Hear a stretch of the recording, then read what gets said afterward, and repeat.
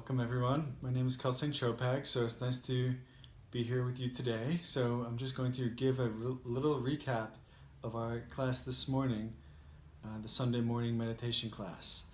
So we looked at the practice of humility, which is the opposite of pride.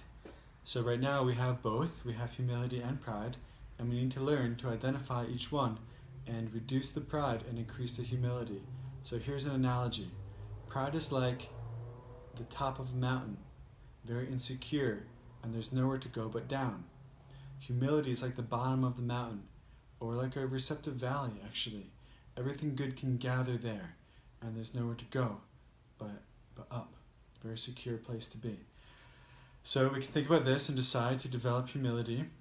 Also, one way to develop humility is to think about how everything we have came from someone else. So think about it. Everything you have came from somewhere else.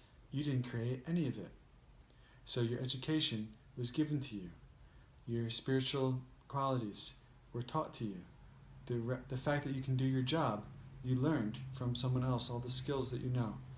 Maybe you're very funny, but you learned some jokes and some comedy style from other people. So everything we have came from someone else. Even our bodies. Sometimes we get very proud about the health or the fitness of our bodies, or just how, beautiful they are. But the fact is, our body was given to us by our parents. It was part of their bodies originally, and our mind kind of hijacked it in the womb, and we started to think of it as our own after a while.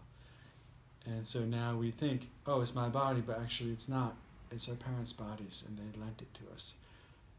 So we can think, if we're proud of our body, we think, my body comes from someone else, and so how can I be proud about it? Instead, we can be grateful about it.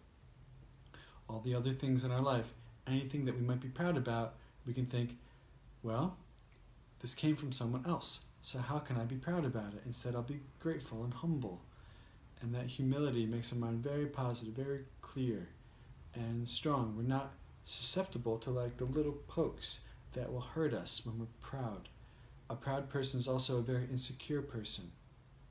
A humble person is also a very confident and relaxed person. So which do you want to be? So all we need to do is think, everything I have came from someone else, and our pride will disappear and our humility will become strong. So we can reflect on this and think about it until humility and gratitude arises in our mind, and we stay there for as long as we can without moving. Thank you.